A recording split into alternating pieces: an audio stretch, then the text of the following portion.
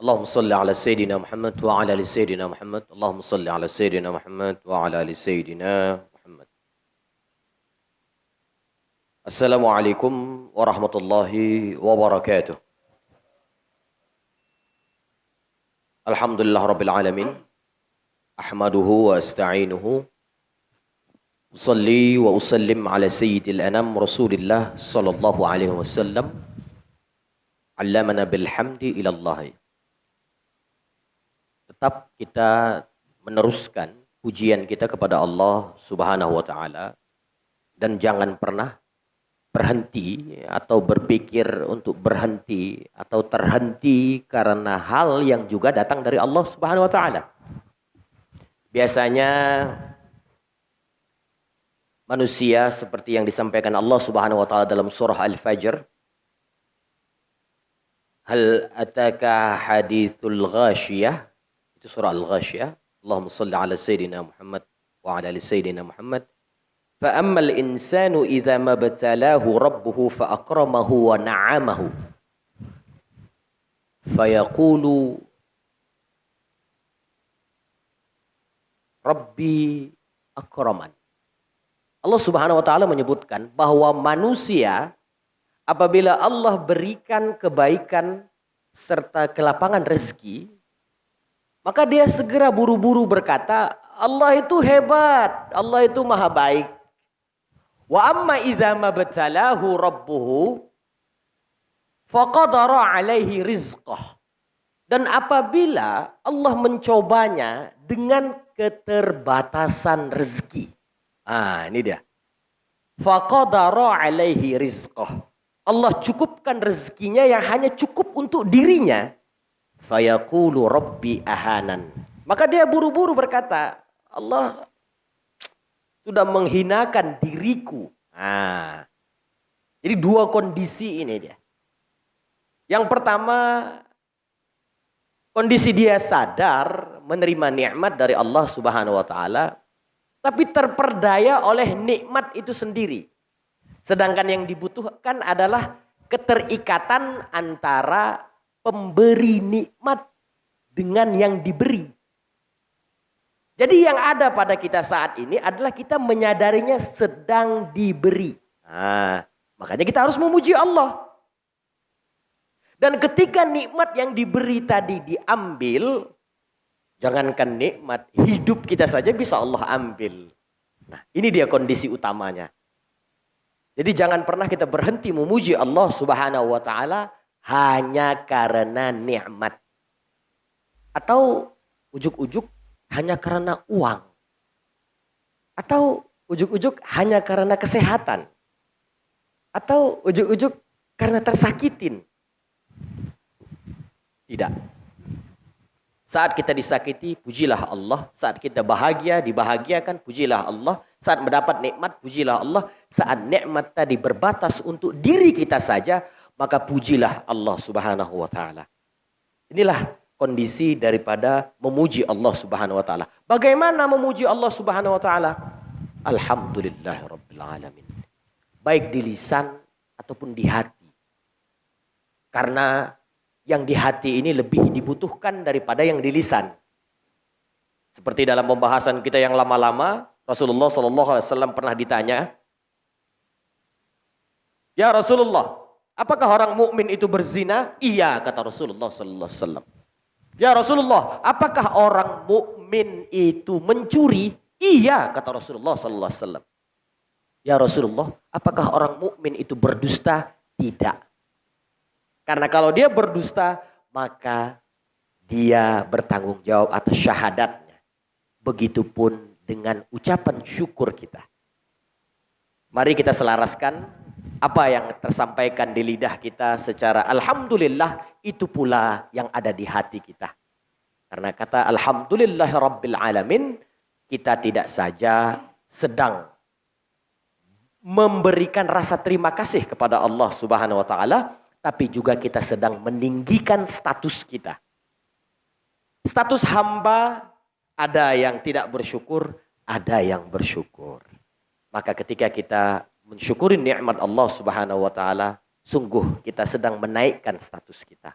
Bukankah kita ingin dimuliakan manusia dan dimuliakan Allah Subhanahu wa taala? Benar. Kita tidak saja ingin dimuliakan manusia, tapi kita ingin kemuliaan yang diberikan Allah Subhanahu wa taala. Inilah yang disebutkan sebagai orang yang tidak disebut di bumi, tapi namanya berulang-ulang disebut di langit. Allahumma salli ala Sayyidina Muhammad wa ala ali Sayyidina Muhammad. Itulah Rasulullah sallallahu alaihi wasallam. Dia hanya memperhatikan tindak lakunya di hadapan Allah Subhanahu wa taala. Karena sudah pasti apabila perilaku kita dicintai Allah Subhanahu wa taala, pasti dicintai makhluk yang diciptakan Allah Subhanahu wa taala. Makanya di awal-awal tadi sudah kita bilang, kita main yang besar-besar.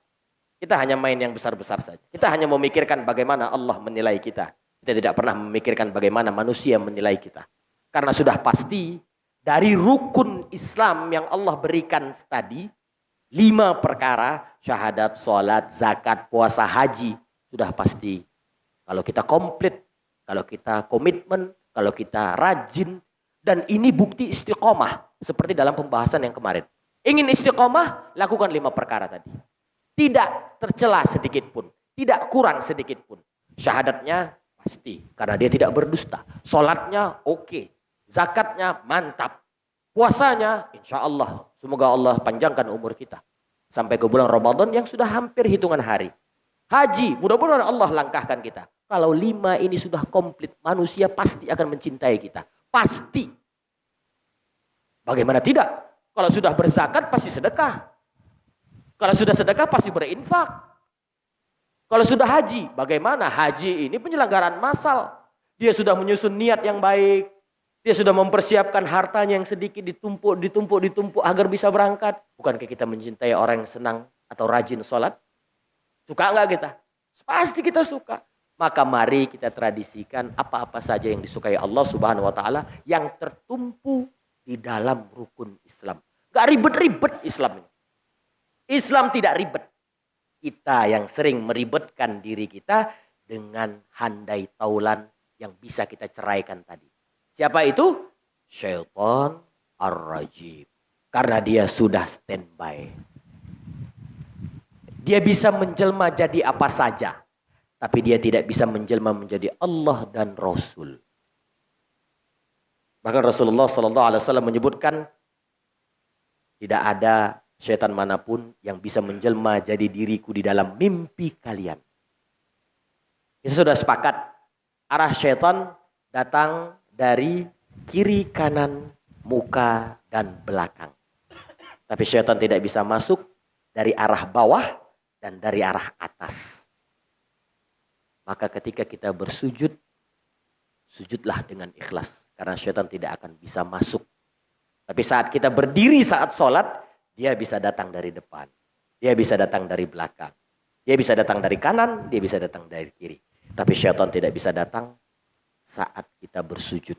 Bukankah sujud itu yang diproteskannya dulu? Dan dia tidak akan pasti mendekat saat kita bersujud. Maka perbanyaklah sholat. Perpanjanglah sujud. Mudah-mudahan Allah Subhanahu wa ta'ala menganggap kita sebagai hambanya yang soleh.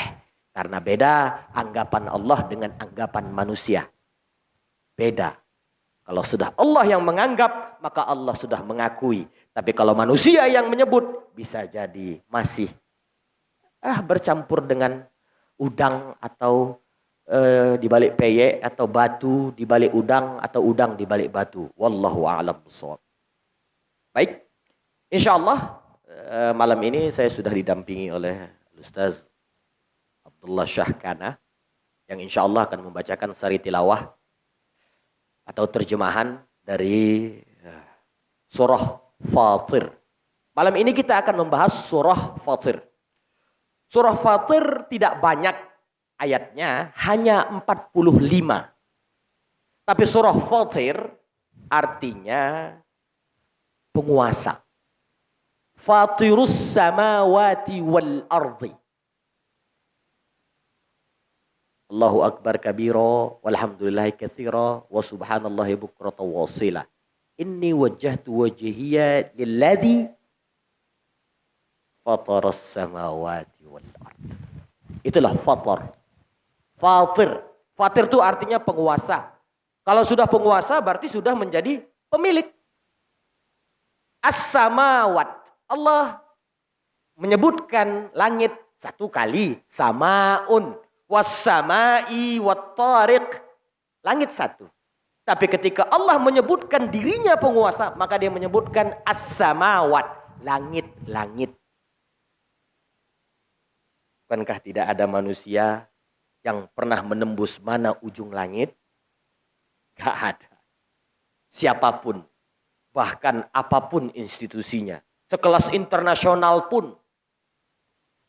Yang bersifat astronomi, yang bersifat astronot, yang bersifat kapal ulang-alik. Tidak ada satupun. Allah menyebutkan di dalam surah Ar-Rahman. La tanfuzuha illa bisultan. Kalian tidak akan mampu menembusnya kecuali dengan kekuatan yang dahsyat, kata Allah Subhanahu wa taala. Sampai manusia ke bulan, sampai. Sampai manusia bisa melihat bumi ini bulat, sampai. Tapi pernahkah manusia sampai ke ujung langit? Enggak ada. Maka fatirus samawati wal ard, kita sedang membicarakan kata-kata. Kita sedang membicarakan nasihat. Kita sedang membicarakan kalimat dari penguasa ini. Di dalam surah Fatir. Fatir artinya penguasa. Fatir artinya yang memiliki. Atau kita sedang membicarakan pemilik langit dan bumi. Siapa itu? Allah Subhanahu wa taala. Surah Fatir diturunkan di kota Makkah. Berarti sebelum Rasulullah hijrah. Maka surah Fatir di dalam urutannya urutan ke-35. Tidak banyak Allah Subhanahu wa taala mewahyukan Quran di kota Makkah. Karena kota Makkah masih dalam kondisi jahiliyah. Masih dalam kondisi dakwah yang sembunyi-sembunyi. Jadi surah Fatir diturunkan di kota Makkah. Fatir artinya pencipta. Insya Allah surah Fatir dibuka dengan kalimat malaikat. Dibuka dengan kalimat malaikat yang insya Allah coba Ustadz Abdullah dibacakan terjemahan ayat 1. Segala puji bagi Allah mencipta langit dan bumi, yang menjadikan malaikat sebagai utusan-utusan untuk mengurus berbagai macam urusan, yang mempunyai sayap masing-masing, ada yang 2, 3, dan 4. Allah menampakkan pada ciptaannya apa yang Dia hendaki. Sungguh Allah Maha Kuasa atas segala sesuatu. Allah Subhanahu wa taala membuka surah Fatir menunjukkan kekuasaannya. Maka Allah menyematkan kata subhana, maha suci. Konteks maha suci atau cara Allah menyampaikan kata subhana ini adalah tidak ada tandingannya. Itu maksudnya. Maka kita bilang subhanallah, subhanallah, subhanallah. Yang kita maksudkan tadi bahwa Allah tidak ada saingannya. Allah itu sendiri gitu. Dan ketika Allah menyebutkan maha suci Allah menciptakan malaikat, maka julukan lain dari surah Fatir adalah surah malaikat. Karena Allah membukanya dengan kalimat malaikat. Malaikat ada yang 2 sayapnya, ada yang 3, ada yang 4. Jangan bayangkan. Cukup kita sudah merepresentasikan bentuk malaikat dari Rasulullah. Anda percaya kepada Rasulullah, berarti Anda percaya bahwa malaikat itu ada. Rasulullah sudah melihatnya, cukupkan pandangan kita kepada apa yang dipandangkan oleh Rasulullah sallallahu alaihi wasallam. Makanya ada asyhadu anna Muhammadar Rasulullah. Itulah maksudnya bahwa kita tidak berdusta bersyahadat akan kesaksian yang disaksikan oleh Muhammad sallallahu alaihi wasallam. Apa yang dilihat Muhammad? Betul. Muhammad sallallahu alaihi wasallam melihat Jibril? Betul. Muhammad sallallahu alaihi wasallam mengendarai buruk? Betul. Muhammad sallallahu alaihi wasallam mendapat Quran? Betul. Makanya orang mukmin tidak berdusta. Benar. Karena kalau dia berdusta, bisa jadi bersyukurnya dusta. Bisa jadi syahadatnya dusta. Ini gimana kita? Kita berdusta bukan sesama manusia. Saya bukan berdusta sama antum. Tapi berdusta sama Allah. Yang tahu dalam dan luar. Yang tahu yang akan apa saya sampaikan dan apa yang sudah saya sampaikan. Bukankah kita tidak bisa mengingat apa yang kita katakan tadi pagi secara detil dan mendetil-mendetil? Bisa kita. Tapi Allah ingat. Allah rekam. Kalau itu kebaikan, maka Allah catatkan sebagai kebaikan. Dan kalau itu sebuah niat yang buruk, belum terjadi, Allah suruh jangan ditulis kepada malaikat. Gantung penamu. Kalau dilakukan, maka akan menjadi dosa. Kalau tidak dilakukan, maka sebuah niat yang Allah Subhanahu wa taala lindungkan diri kita dari perbuatan buruk kita sendiri. Rasulullah sallallahu alaihi wasallam pernah berdoa, Allahumma inni a'udzubika min syarri nafsi. Ya Allah, lindungi aku dari perbuatan burukku sendiri. Bayangkan, Rasulullah sudah mengantisipasi keburukan dirinya. Mudah-mudahan kita adalah orang yang mampu mengantisipasi keburukan kita. Wallahu a'lam bishawab. Baik, Ustaz, dilanjutkan kita akan masuk kepada surah nomor 8. Bismillahirrahmanirrahim. Aku berlindung kepada Allah dari godaan setan yang terkutuk dengan menyebut nama Allah Maha Pengasih lagi Maha Penyayang. Maka apa pantas orang yang dijadikan terasa indah perbuatan buruknya, lalu menganggap baik perbuatannya itu. Sesungguhnya Allah menyesatkan siapa yang Dia kehendaki dan memberi petunjuk kepada siapa yang Dia kehendaki. Maka janganlah engkau Muhammad biarkan dirimu binasa karena kesedihan terhadap mereka. Sesungguhnya Allah Maha mengetahui apa yang mereka lakukan.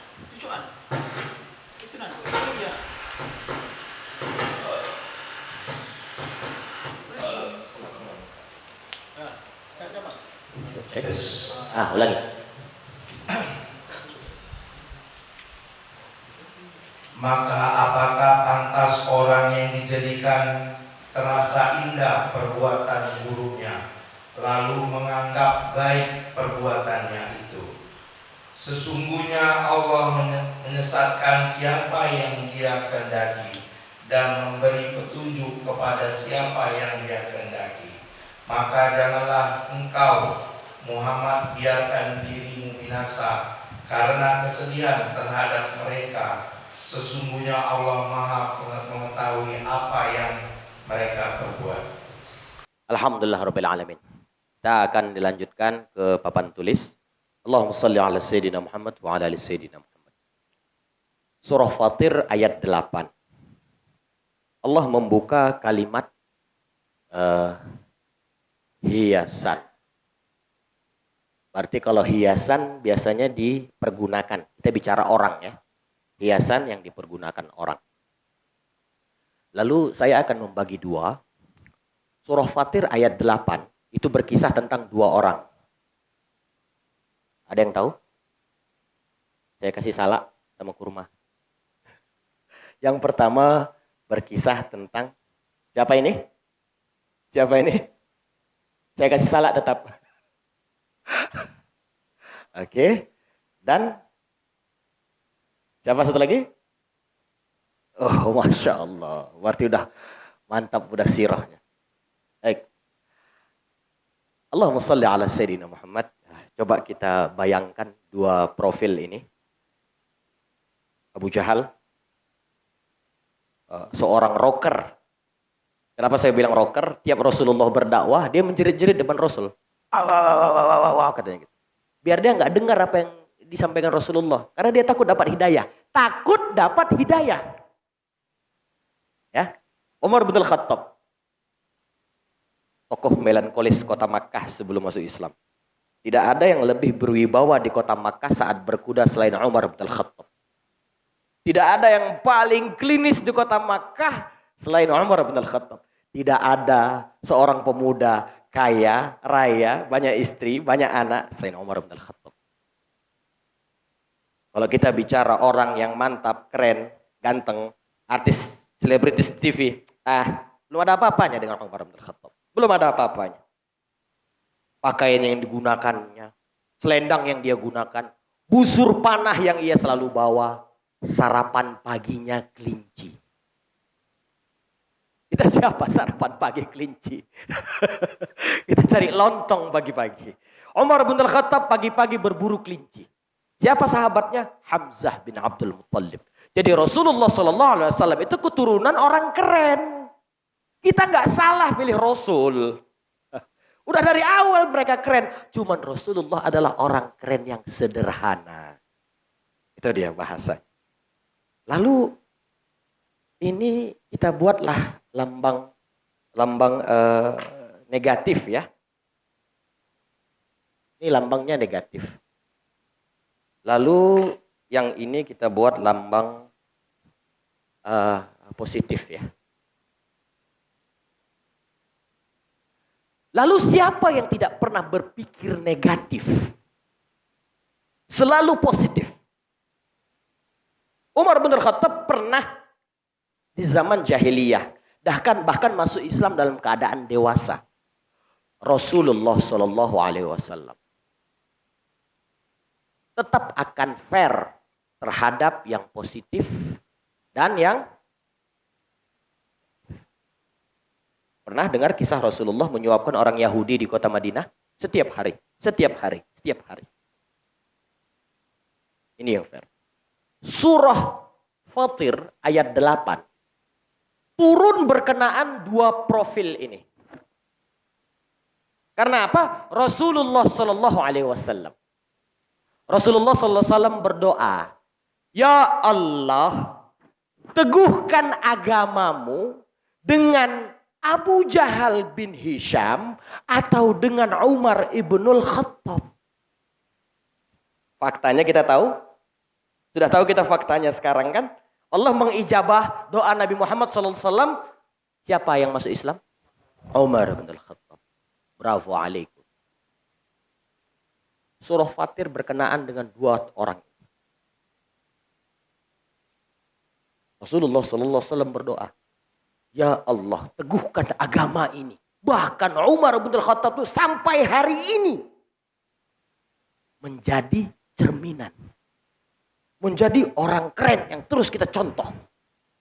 Menjadi pemimpin yang akan disebut di setiap era manusia. Siapa yang ngajarin? Siapa yang kasih tahu? Siapa yang doa? Begitulah keotentikan seorang Muhammad sallallahu alaihi wasallam yang doanya menjadi catatan di muka bumi. Jadi heran kita kalau misalnya masih ada orang belum percaya kepada Rasulullah sallallahu alaihi wasallam. Baik. Allah Subhanahu wa taala memilihkan Umar bin Al-Khattab. Kita kembali ke surah 8. Surah dibuka dengan bacaan afaman zuyyina lahu su'u amalihi. Barang siapa. Berarti kita berbicara tentang manusia, ya, yang menghiasi. Menghiasi dirinya dengan apa?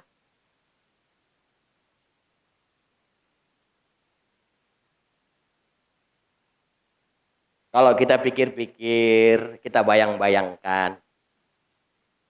Cocok nggak jadi hiasan?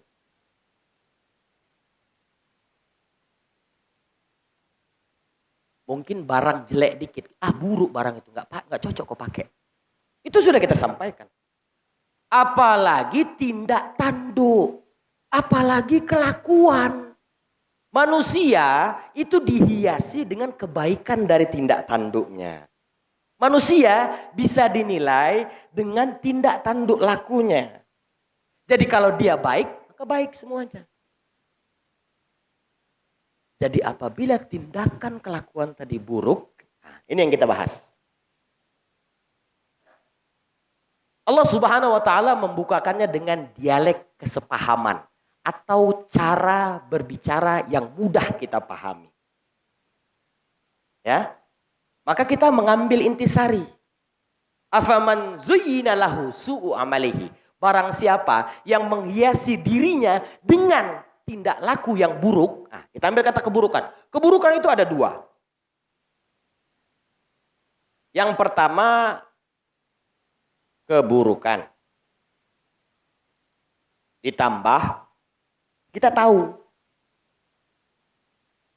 Biasanya kalau sudah tahu kita berbuat buruk, apa yang kita lakukan? Berhenti. Menghindar.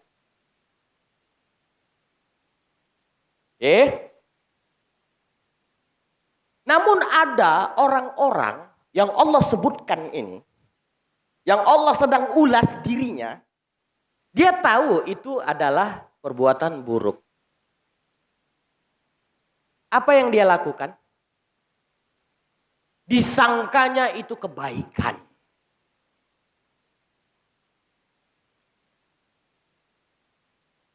Ini yang disebut sebagai musibah. Kenapa kau buat yang buruk ini? Aku suka. Itu contohnya. Itu kan nggak boleh. Biar aja.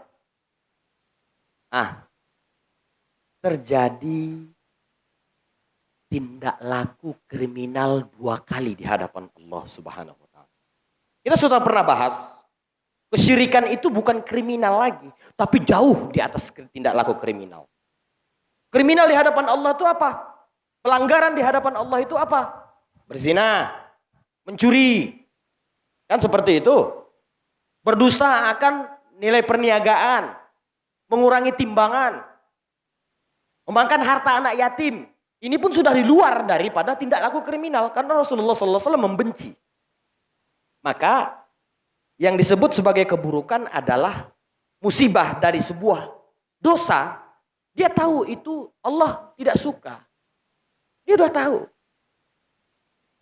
Tapi dialaskannya sebagai, oh iya aku pikir itu bagus. Khomar. Udahlah, itu nggak bagus, itu nggak baik. Gak apa-apa, wah, aku suka. Curi. Akhi, antum itu udah dapat hukum potong tangan. Tapi karena hukum Islam itu nggak jalan, tangan antum masih ada. Kemana lagi? Mau hidup? Nah, inilah dia yang disebut sebagai kita tahu itu keburukan, dan masih kita sangka itu kebaikan. 2 kali melakukan tindak laku kriminal. Baik. Lalu Allah lanjutkan dengan fa innallaha yudhillu may yasha wa yahdi may yasha. Nah, di sini saya minta perhatian kawan-kawan sekalian. Sesungguhnya Allah lah yang memberikan hidayah. Dan Allah lah yang memberikan jalan kesesatan. Lalu ada pertanyaan yang cukup akan mengalihkan perhatian kita. Kenapa Allah itu menghukum kalau memang dia yang menyesatkan? Kok kita dihukum Allah? Kan Allah yang kasih kesesatan. Kenapa masih melakukan pekerjaan buruk ini? Misalkan kita bertanya kepada pelacur, kenapa kak masih kerja kayak gini? Udah takdir gitu. Ingat, kenapa kau ambil barang orang itu? Mana wak, udah takdir. Mari kita berbicara perihal sesungguhnya Allah yang menyesatkan, Allah juga yang memberi hidayah. Ini saya kasih gambaran. Semua. Tadi kita sudah mengetahui perihal orang yang menghiasi dirinya. Karena dia suka akan perbuatan keburukan. Lalu kita sekarang bicara tentang apa itu hidayah, apa itu kesesatan. Mana jalan yang masuk kesesatan, mana jalan yang masuk kepada hidayah Allah Subhanahu wa taala. Dengan menerjemahkan atau menafsirkan dari kalimat sesungguhnya Allah yang memberikan kesesatan kepada siapa yang dia kehendaki, Dan Allah memberikan hidayah kepada siapa yang dia kehendaki. Kita bicara sesat dulu apa hidayah dulu nih? Sesat dulu. Baik. Saya udah punya contekan kok.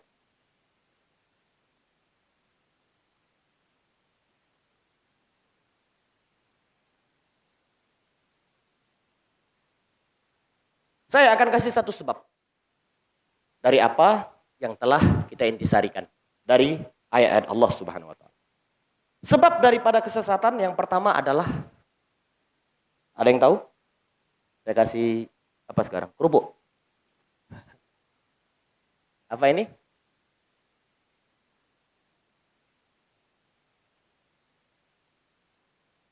Gak ambil pusing. Siapa sih Muhammad? Nah, zaman dulu tuh. Zaman dulu. Ya kan? Pernah kita menemukan kayak gitu? Pernah. Cuek. Muhammad, orang Arab, Wak, orang Arab. Gak paham kita. Yang Arab tuh sekarang. Cuek. Maka ini bisa menjadi salah satu sebab cuek akan apa yang Allah turunkan. Quran itu bukan main-main. Quran itu buatan Tuhan, bukan buatan manusia. Dan sebab salah satunya adalah kita tidak ambil pusing. Kita cuek. Bebek. Ya. Biasanya cuek ini akan diikuti dengan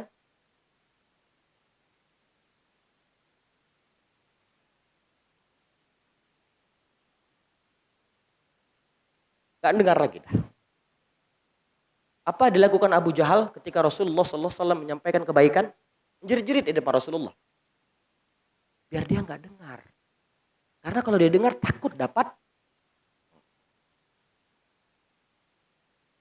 Lalu selanjutnya, ini biasa dimulai dengan tindak laku. Perilaku kita. Apa itu? Penyelewengan. Dari apa? Yang pertama, dari penyampaian.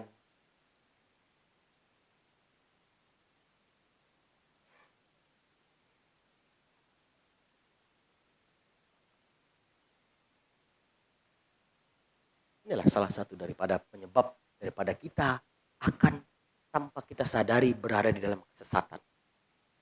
Pertama, kita tidak ambil pusing, kita tidak peduli. Yang kedua, memang malas mendengar. Kita memang gak mau dengar lagi udah. Dah lah, kalau masuk surga lah, neraka. Seakan-akan kita ini bisa di dalam neraka. Yang buat apinya bukan salah satu merek Manchester nama. Atau apalah perusahaan gas negara. Bukan itu yang buat api. Yang buat apinya yang menciptakan kita. Yang menciptakan langit dan bumi beserta seluruh kompleksitasnya. Hujannya, langitnya, lautnya, pasang surutnya, ikannya, manusianya, anak yang lahir. Itu yang menciptakan apinya. Kita tidak akan pernah sanggup. Lalu, hal-hal tadi apa yang paling gawat? Anda tidak akan pernah mengenal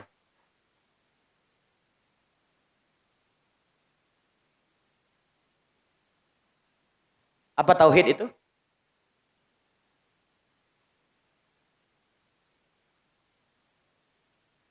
Anda tidak akan pernah mengenal tauhid. Inilah kesesatan yang nyata sebenarnya. Dimulai dari tidak peduli, gak mau dengar. Ah udahlah, buat suka-suka hati akhirnya. Gak tahu tauhid. Akhirnya apa? Tidak Islam.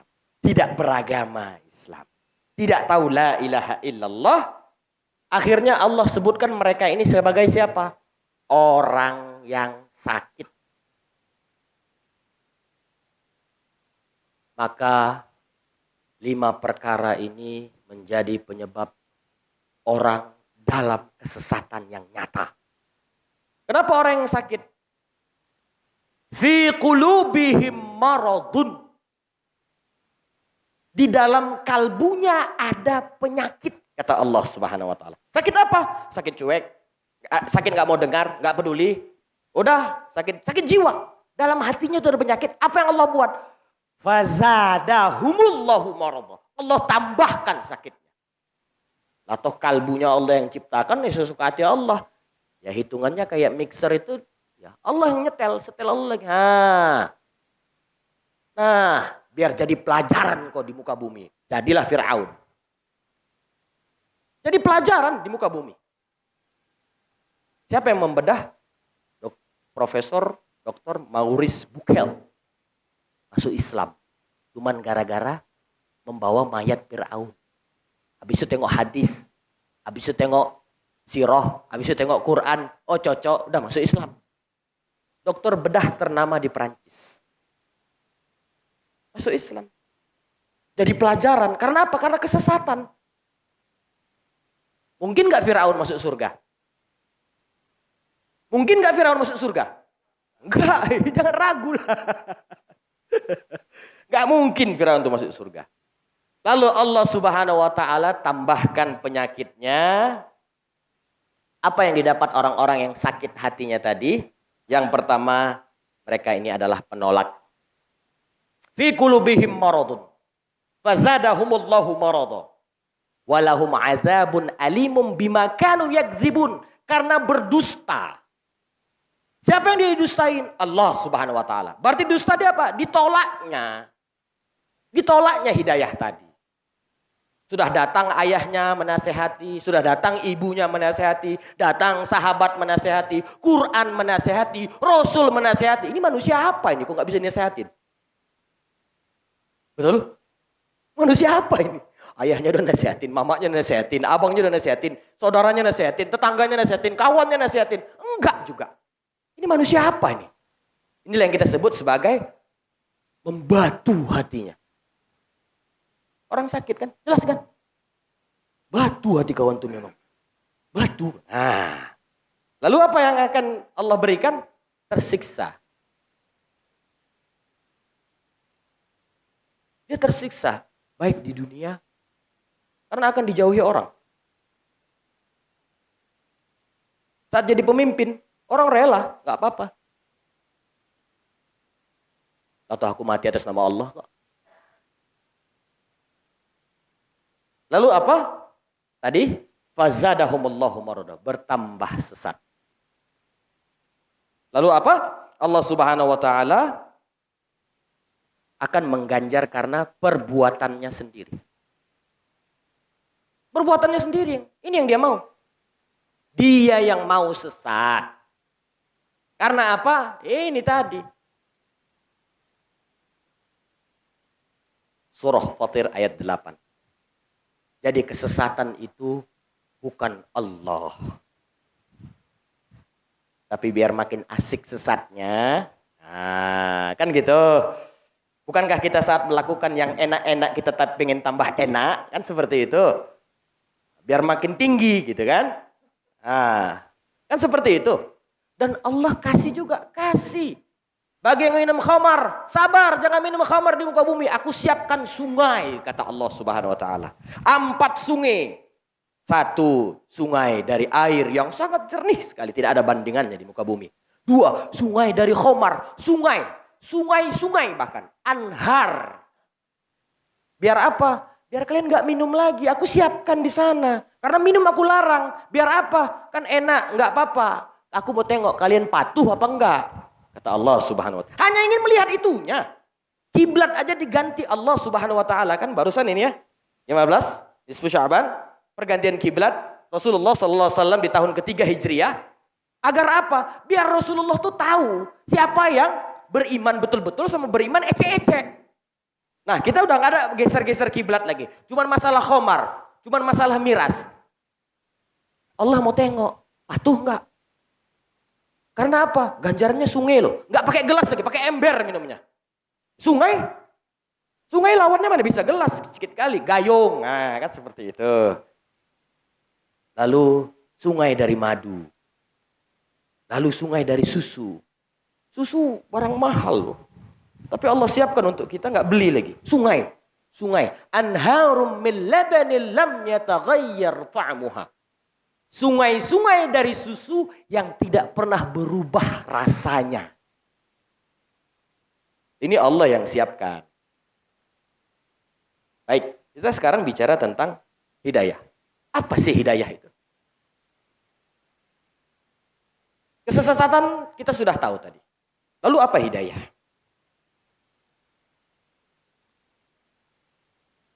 Hidayah itu adalah sesuatu yang kita kenal dengan kata jalan kebaikan. Suka nggak sama orang baik? Suka ya? Suka. Saya pun suka. Makanya saya mau ngaji di sini. Orang-orang baik semua. Jalan yang telah ditunjukkan.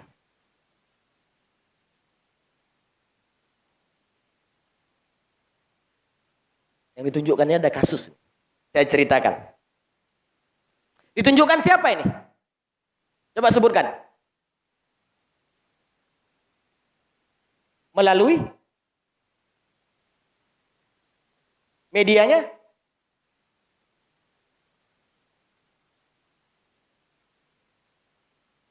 Nih, yang saya masukkan jalan ditunjukkan. Saya kasih permisalan. Hab annaka tuhta fit tariq. Kasih contoh. Antum itu sedang tersasar. Sedang tersasar, katakanlah di jalan yang besar. Ada Pak polisi yang sedang menjaga jalan. Saya akan kasih dua kemungkinan. Kemungkinan pertama, kita sudah pasti, kan kita nggak tahu jalan. Berarti kita bertanya ya. Kita bertanya kan? Pasti bertanya, anggaplah Google belum ada. Ya, anggaplah Google belum ada. Kalau Google pun nanya juga ujung-ujungnya ya kan. Nah, buatlah ini tahun 60-an kesasarnya. Anda bertanya kepada katakanlah seorang petugas negara yang sedang ada di jalan yang dia tidak akan mungkin berbohong ya, berbohong. Apa yang dia jawab? Dia tunjukkan jalan kepada Anda. Biasanya kalau menunjukkan jalan itu gimana? Bapak nanti lurus aja, nanti belok ke kanan, nanti ada kantor pos. Di samping itulah Pak. Dia kasih arah.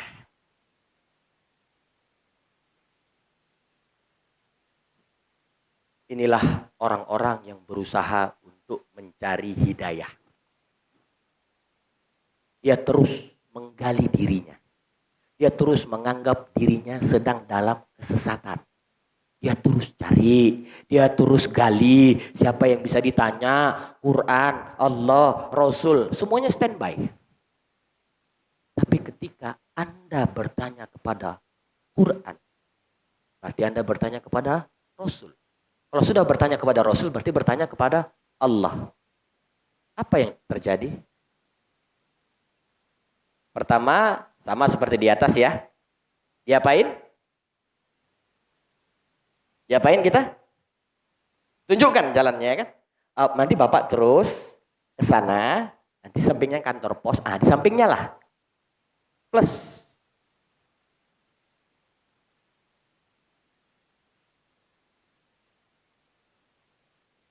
Sudah ditunjukkan jalannya, Anda diantar. Begitulah Islam. Anda bertanya kepada Rasulullah, siap umatku.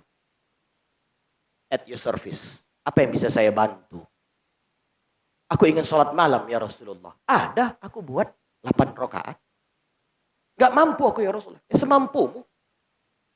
Itu dari 3 hadis.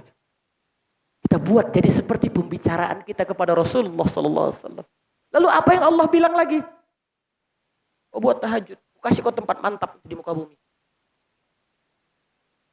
Begitulah kita memahami literatur, Quran, hadis, serta apa yang dilakukan Rasulullah SAW. Orang tersasar, ditunjukkan aja udah senang. Apalagi kalau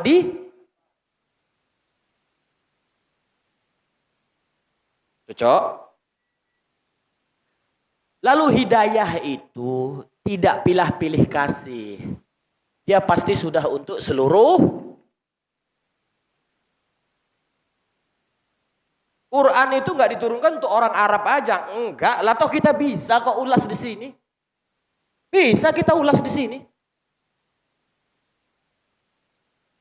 buktinya. Rasulullah itu bukan untuk orang Arab saja, tidak.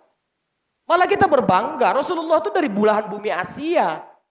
Karena dia lahir kota Makkah. Makkah itu Asia enggak? Asia. Malah yang mungkin kurang beruntung orang-orang yang lahir di Rusia gitu. Karena mereka orang Eropa kan.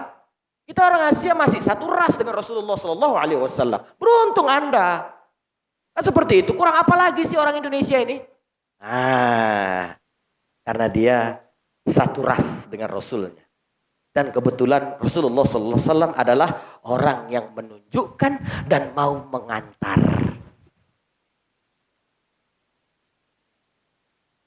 Dan hidayah itu sudah pasti bisa dinikmati dengan dengarlah baik-baik. Dengar dan simaklah. Hidayah itu bisa dinikmati dengan didengar dan disimak baik-baik. Makanya Allah Subhanahu wa taala menyebutkan dalam Al-Qur'an, kalau dibacakan Quran, maka simaklah, maka dengarlah, kata Allah Subhanahu wa taala. Allah yarham seorang tokoh Al-Qur'an Kota Medan, namanya almarhum Azra'i, pernah menyampaikan kalau lagi baca Quran orang ribut, apa dibilangnya? Jangan ribut. Ini bukan night club. Itu dibilang dia. Karena yang identik dengan ribut itu di mana? Night club. Jadi kita sudah paham bahwa hidayah yang Allah berikan tadi itu, anggaplah kita adalah seorang yang bertanya, lalu kita tidak lagi ditunjukkan arah, malah ditunjukkan dan diantar. Itulah hidayah. Baru kita bisa menikmatinya. Hidayah bisa untuk seluruh manusia. Seluruh manusia. Dia sesuatu yang sifatnya baik-baik akan perihalnya. Dia akan ditunjukkan. Ditunjukkan siapa? Allah dan Rasul. Qurannya ada, Rasulnya ada, yang percaya masih ada, yang sholat masih ada, yang haji masih ada, yang puasa makin rame. Wah, masih ecek-ecek. Masa ecek-ecek Islam ini? Kan seperti itu. Maka ketika kita sudah mampu memahami hidayah tadi, bahwa dia adalah jalan kebaikan, dia adalah jalan yang ditunjukkan, bahkan bukan ditunjukkan aja, diantar, bahwa dia untuk seluruh manusia, inilah yang jadi tindak laku kebaikan. Allah tambahkan hidayah untuk dirinya.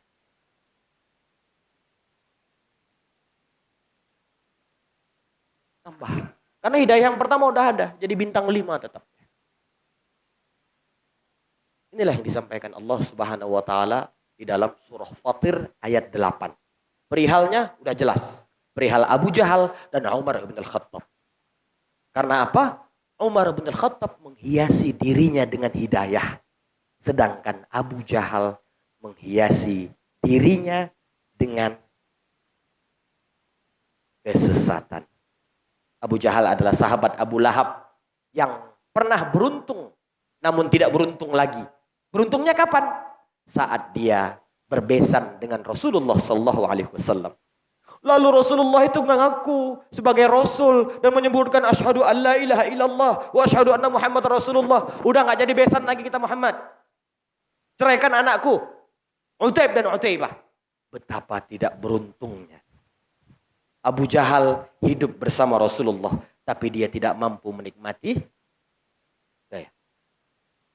Kita tidak hidup di zaman Rasulullah SAW, tapi kita beruntung bisa menikmati hidayah. Wallahu a'lam bishawab. Sampai ketemu 5 menit yang akan datang.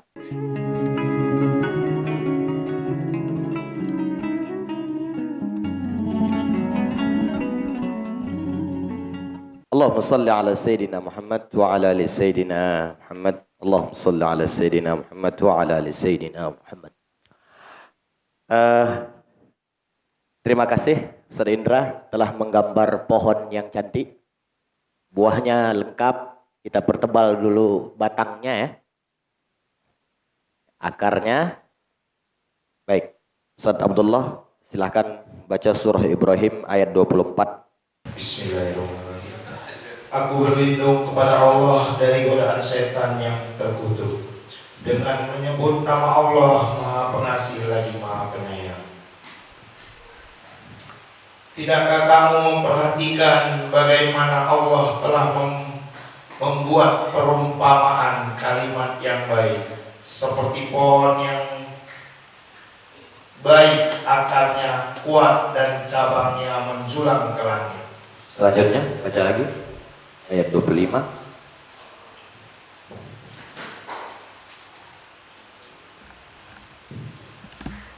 Pohon itu menghasilkan buahnya pada setiap waktu dengan seizin Tuhannya, dan Allah membuat perumpamaan itu untuk manusia agar mereka selalu ingat. Cocok? Ada buahnya? Ada. Saya tidak bilang tadi gambar sama buahnya kan? Ya. Oke.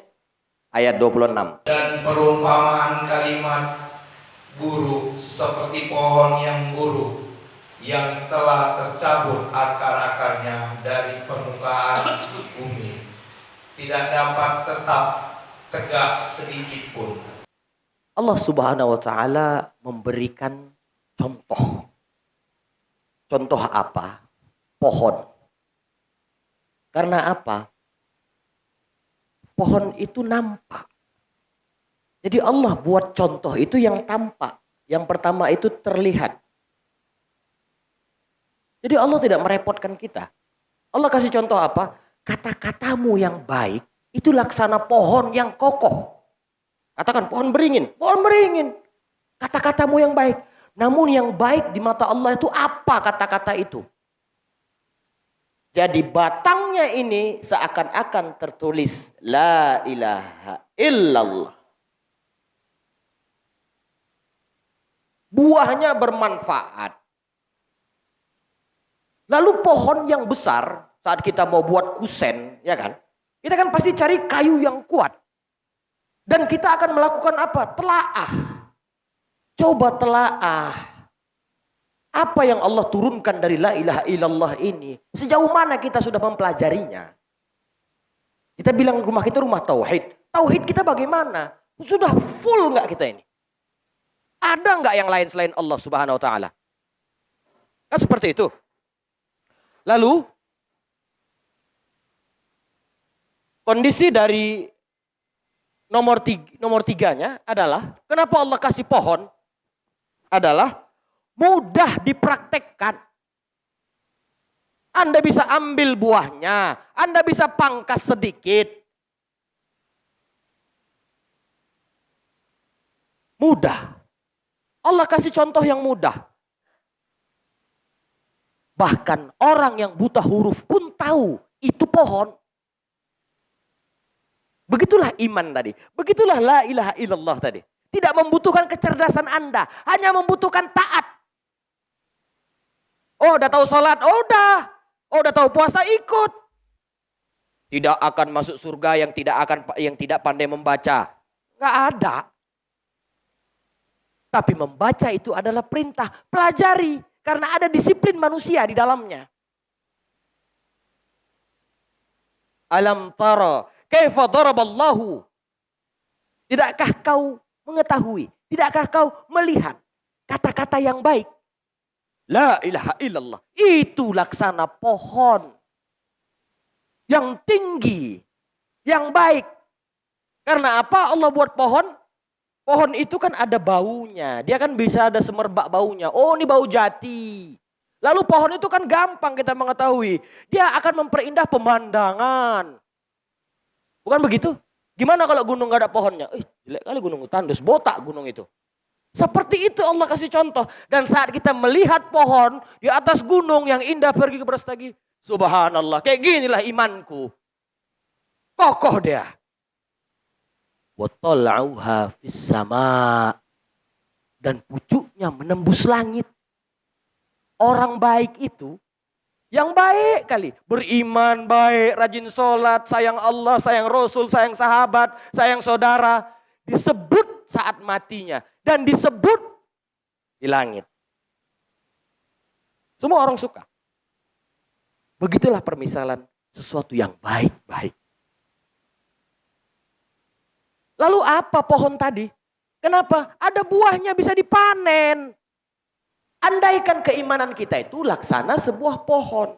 Apakah keimanan kita itu mencerminkan kita sebuah pohon yang kuat, yang kokoh, yang tinggi.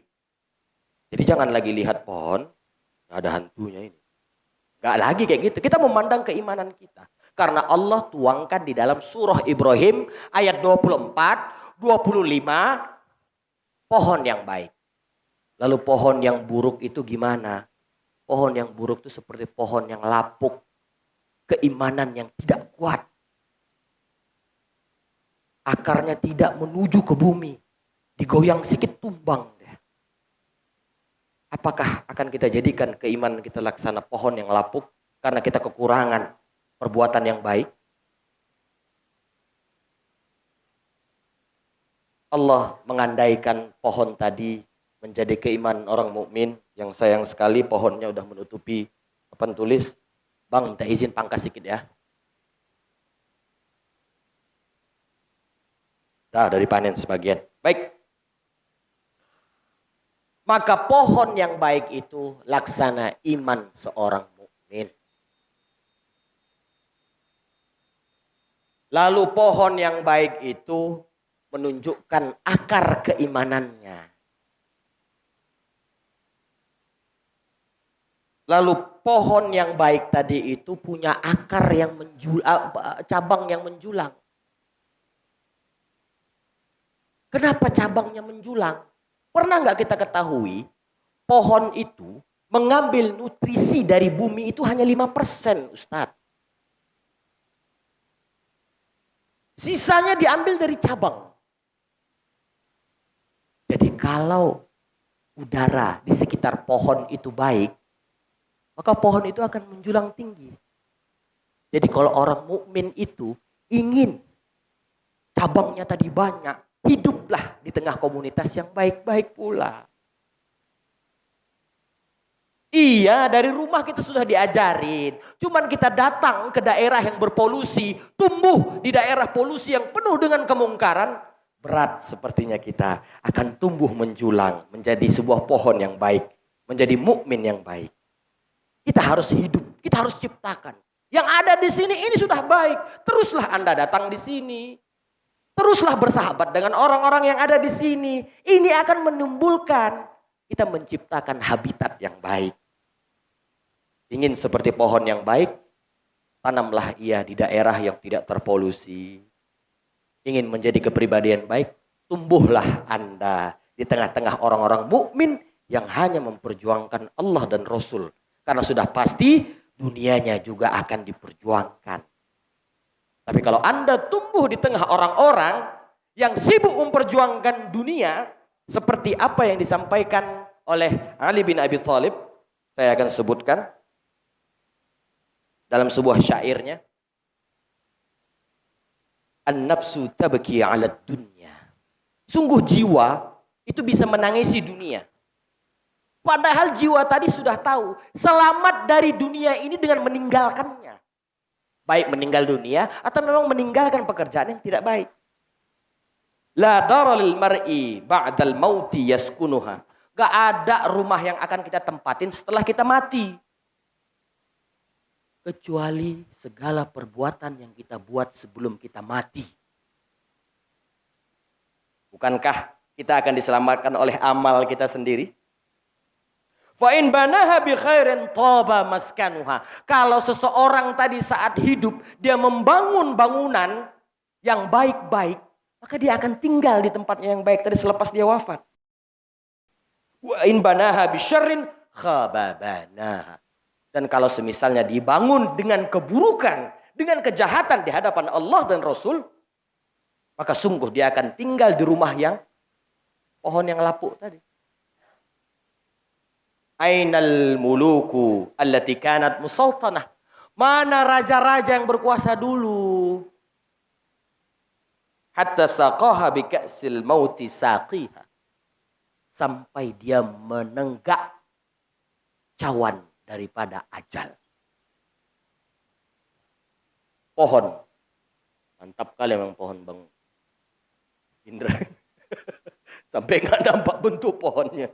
Ini lukisannya mirip Da Vinci nih, Bang. Hah? Asli, Ustaz. Syajaratun. Syajaratun thayyibah. Pohon yang baik. Ingin seperti pohon yang baik, buatlah kebaikan. Karena dia akan semerbak baunya. Orang akan bisa bernaung di bawahnya. Dia akan memperindah pemandangan. Dia akan indah, cantik. Cantik pohon mangga depan rumah itu ya. Seakhirnya seluruh rumah ayah-ayah kita tuh ada pohon mangga depannya. Pohon. Allah sederhanakan pemandangan kita. Biar apa? Biar terlihat. Biar apa? Biar gampang nelaahnya kalian. Seperti itulah keimanan kalian. Biar gampang kita. Hanya untuk kegampangan kita. Biar mudah. Karena dari Allah lah semua datang.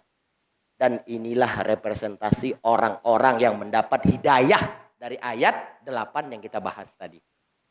Surah Fatir ayat 8 nyambung ke surah Ibrahim ayat 24, 25, 26 adalah perumpamaan pohon yang lapuk. Wallahu a'lam bishawab. Wallahu a'lam bishawab.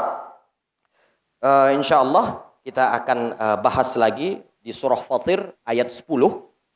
Namun sepertinya kita sudah masuk kepada jadwal kita untuk menunaikan sunnah tahajud.